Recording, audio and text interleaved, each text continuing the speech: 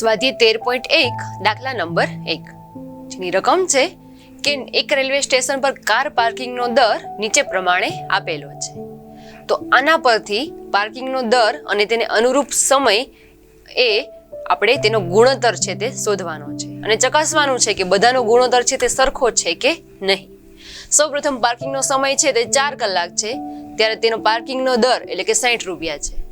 8 કલાક ત્યારે 100 રૂપિયા, 12 કલાક ત્યારે 140 રૂપિયા અને 24 કલાક ત્યારે 180 રૂપિયા છે. તો વારાફરતી બધાનો પાર્કિંગનો દર અને તેને અનુરૂપ સમયગાળો છે તે શોધીએ.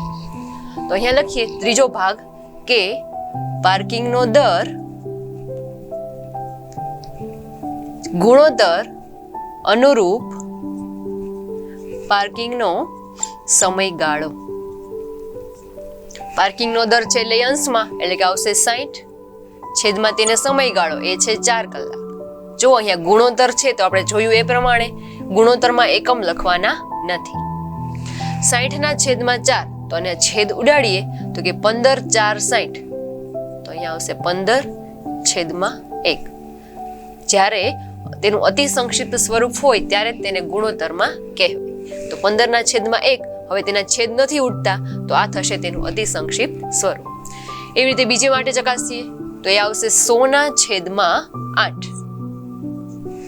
છેદ ઉડાડીએ તો કે 4 2 8 અને 25 4 100 એટલે કે તેનું ગુણોત્તર પ્રમાણ થશે 25 ના છેદમાં 2.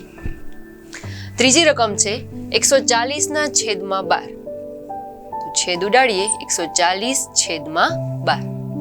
2 વડે ભાગ ચલાવીએ તો કે 2 6 12 અને 120 2 140.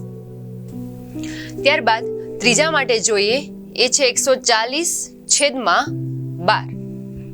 તો કે 4 વડે ભાગ ઉડાડીએ તો કે 4 3 12 અને 35 4 140 તો એ થશે 35 ના છેદમાં 3. નેક્સ્ટ જોઈએ 140 અને 24 તો કે 140 છેદમાં 24. જો અહીંયા 12 વડે ભાગ ઉડાડીએ તો કે 12 ગુણ્યા 2 એટલે 24 અને 12 ગુણ્યા 15 એટલે 180 તો અહીંયા થશે 15 ના છેદમાં 2. એટલે કે આ બધાના ગુણોત્તર પ્રમાણ ચેક કરીએ તો આ બધા જ અલગ અલગ છે એટલે કે બધાનો ગુણોત્તર પ્રમાણ સમાન નથી. તો તેથી લાસ્ટમાં લખીએ કે તેથી 15 ના છેદમાં 1 25 ના છેદમાં 2 35 ના છેદમાં 3 અને 15 ના છેદમાં 2 આ બધા એકબીજાને સમપ્રમાણમાં નથી. તો તેથી લાસ્ટમાં લખીએ કે તેથી ના પાર્કિંગનો દર તેના અનુરૂપ સમયગાળાને એકરૂપ નથી.